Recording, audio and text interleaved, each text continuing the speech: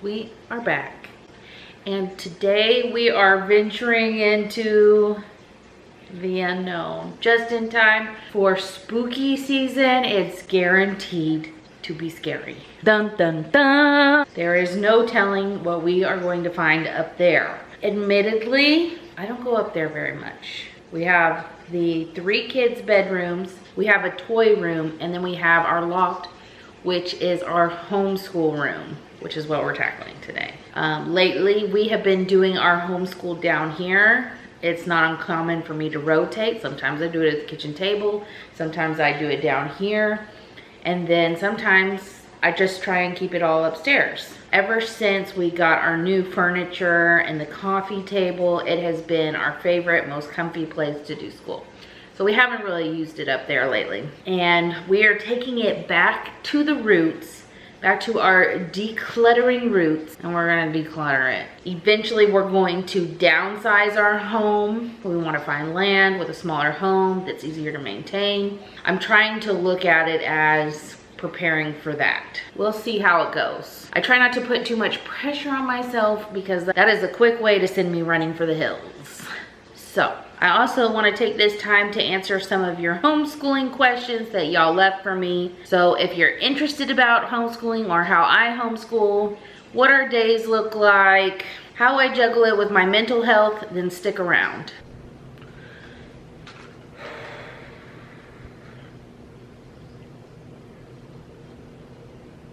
So if you've been around a while, you know that 2021 was the year of decluttering around here. I will put our decluttering videos in the description box, the playlist, so you can go check those out. Because, yeah, it'll make you feel real good about your home. And the reason I avoid the upstairs is because it tends to evoke a sense of rage inside of me.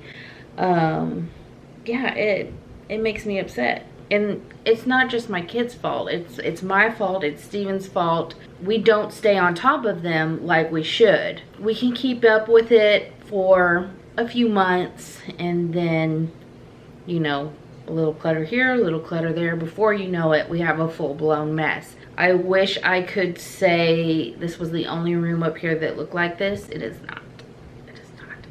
We're gonna have to touch every single room again up here, and there's even one room I have never shown on camera, so I'm really excited to do that with you guys here in the future. We are going to go do some breathing exercises to calm that rage, find our happy spot, and get to cleaning, decluttering, and organizing. Not me really sitting down taking deep breaths. I know I'm not alone on that feeling of anger, re-cleaning and reorganizing spaces you've already done, but we just have to remind ourselves it is just a part of living in a house with people. I had actually planned on doing this one on my own just for content, but I had to call the kids in and the husband in to help me get through this one. I could just really feel myself start to spiral. And ultimately, that is what helped me break out of that negative mindset. Anyway, I am so happy you are here. I know there are a lot of great YouTubers out there, and you chose to click on my video, and I thank you so much. It has been the longest stretch between postings since starting my channel, and I did not plan for that. For the first time ever, we tried out baseball and softball for 2 of our kids, and let me just say, that consumed every spare minute I had. I am literally editing this video on a game night that got rained out. Nobody warned me how much time and energy goes into that. And of course, they both love it. So we will be doing it again next season. I think I will just make it a planned time off if I don't have videos to release during that busy season. So most moms tend to organize their school spaces before the school year, but not this mom. I've learned that I get to things when I can, not when they make sense. Maybe one day that'll be different. But I did want to go through this space before the school year because I had misplaced several books and manipulatives I wanted to get out for this year. I also wanted to dramatically downsize what we had because we maybe used 10% of this stuff.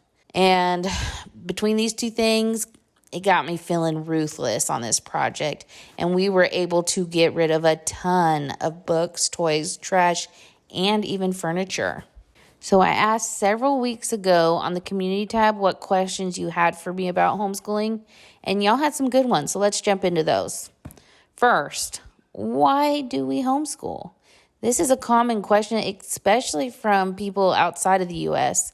From my observation, homeschooling is becoming more common practice here in the U.S., and there are a lot of reasons why one might choose to homeschool, but I'll just give you a brief history as to why we have chosen this route.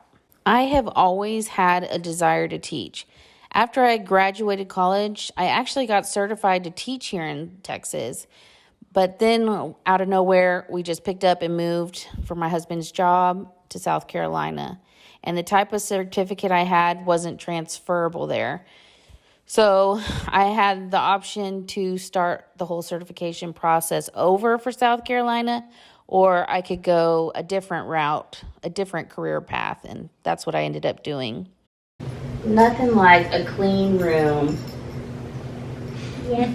Just kidding, we still have the other half of the room. The girls are cleaning up their desks, sort of cleaning out old stuff that just needs to be thrown away, helping me get things on the shelves while I start the declutter process on the bookshelves.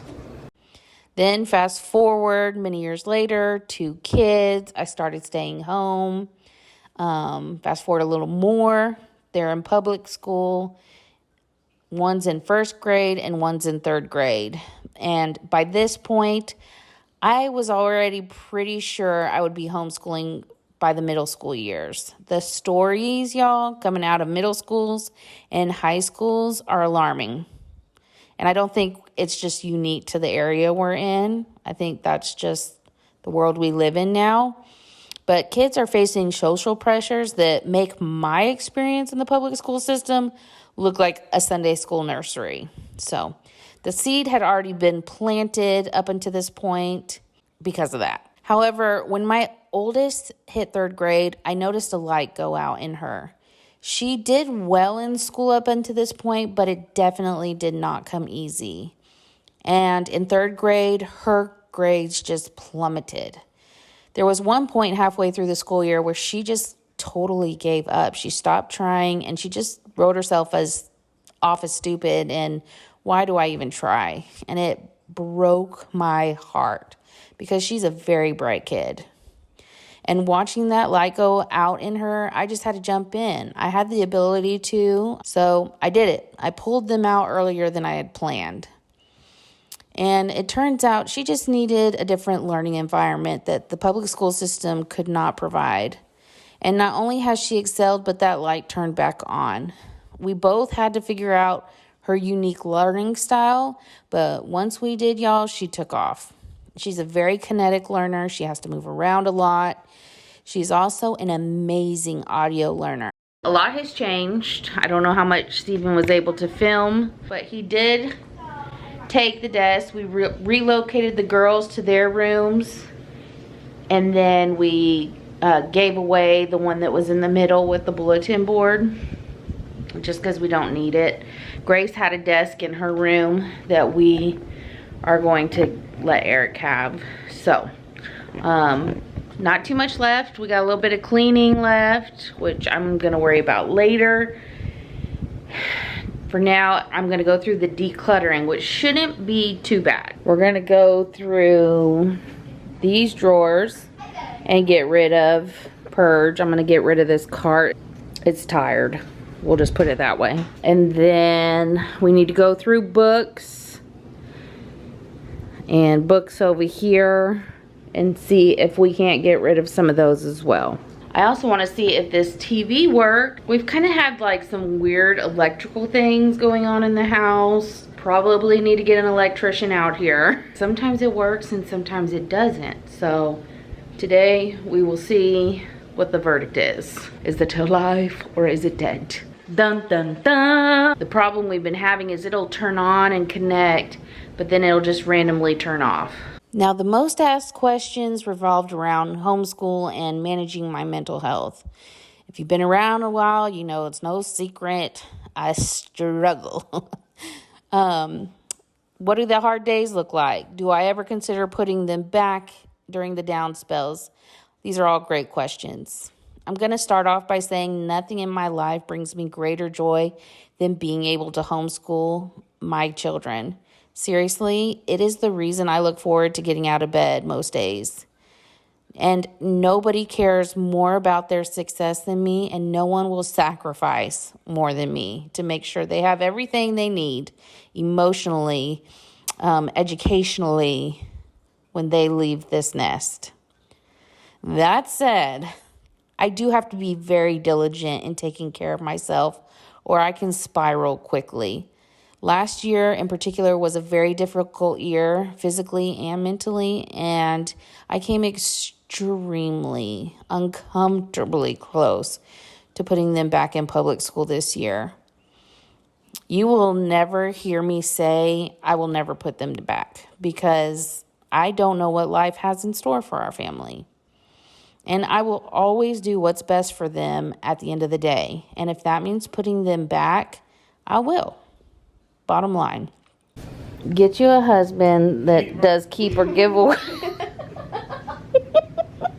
That's funny, by the way. Get you a husband that says keep or give away for you, so you can sit there and just make decisions Instead of doing your paper. Yeah. But not to mention it's due by Keep midnight. science pile. Not to mention his paper's due by midnight tonight, so... Yes, Ooh. It says 7:47, so we got time. Keep going. Let's do flash. No. Keep. All those are going to be keep, actually. I promise I did get rid of a lot. It just wasn't from that section. One thing that has really helped me protect my mental health was to prioritize myself, especially in the mornings, and not waiting to the mid or late day. So I really try and focus that morning to waking up, getting my head right, reading my Bible, getting dressed, putting on makeup, drinking the coffee, watching some of my YouTube friends, eating a good breakfast, all the things before I get started with the kids. And one of these days I will add in exercise, but we aren't there yet. My kids during that time are in charge of getting themselves ready for the day by doing a similar routine. Eric still needs some help, but for the most part, he can do those things himself. And if they manage to get their morning checklist done, they too get some screen time till we start our day, which is at 9:30 a.m. Now, full, she dashes up the stairs to put on her jammies and grab a teddy bear. After scrubbing her teeth, Erla jumps into bed and listens to stories while resting her head.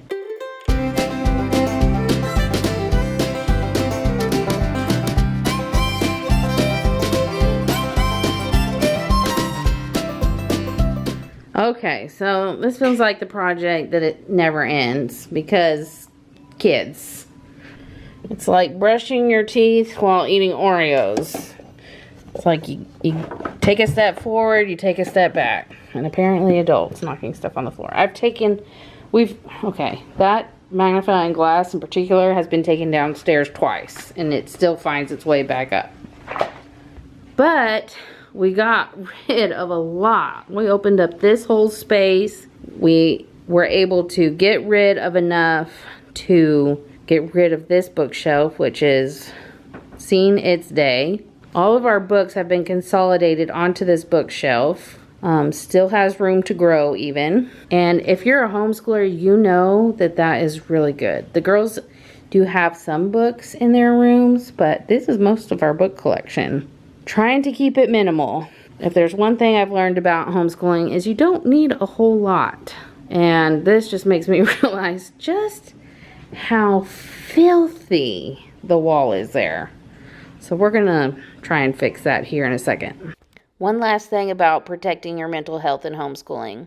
I also find keeping a strict schedule has helped me compartmentalize in my brain. This keeps that runaway train in my brain on the tracks by focusing on just a few tasks at hand during that time block. When I committed to our strict schedule, I actually did it with the intention of giving my kids structure to their school day in hopes to make our days run smoother without them asking what they needed to do next. But what I actually found is it also helps me sustain my mental energy so I'm not so burnt out at the end of the day. All right, I am quickly running out of time, so I'm going to do some rapid fire questions and answers. One person asked what a homeschool day looks like. So I wake up at 7, my kids wake up at 8:30. We do all the things I mentioned earlier, and we start our school day promptly at 9:30. From 9:30 to 11, we knock out some subjects that we can do together, which include a Bible study. We enjoy watching World Watch News, which is a kids-friendly news program. And then we rotate our days between history and science. At 11 a.m., I get with Eric and we knock out kindergarten, reading, and math. And then the girls during that time at 11 are working on their math assignment usually. I let them choose between math and language arts, but they usually do math. Anyway, Eric's done usually by lunch, and then the girls just finish up their schoolwork after lunch, whatever they have left for the day. Then we move on to chores. Once they're done with chores and I've checked their work, they do earn some screen time. I have found screen time is the best currency in this house. Someone asked if we were year-round homeschoolers. This typically means instead of taking a couple months off in the summer, you spread those weeks out through the year. And the answer is no. We are not year-round homeschoolers. I did try that last year just because of all the struggles I was having, but I found I really enjoyed that extended mental break over the summer. And last question was, what curriculum do we use? I'm going to link everything I mentioned in the description box, but I really, really love the Good and the Beautiful curriculum. They are an open and go curriculum, meaning 99% of the prep is already done for you. All 3 of my kids use them for history and language arts. Eric does use them for math, but the girls use Saxon mainly because that is what we started using from the beginning, and just for continuity purposes, I kept them with Saxon. I've also found Nicole the Math Lady, who actually teaches the Saxon Math lessons in video form. And that takes the pressure off of me so I can be there just for the specific questions they might have during their assignments. We do attend a co-op once a week, which was another question, and my kids do their science there, as well as some other fun extracurricular things like crochet, Spanish music, and so on. We really love our co-op. Well, that took far longer than I expected, but it was just like little toys, scrap paper, broken crowns, Legos, just constantly. Anytime I moved a piece of furniture, there was a handful of stuff behind it. So time consuming, but we did it. And y'all, it is way simplified. So we were ruthless. And I promise I didn't just clutter shift that all downstairs to where I have to deal with that tomorrow. Y'all go say something kind to yourself. I'll see you in the next one. Bye.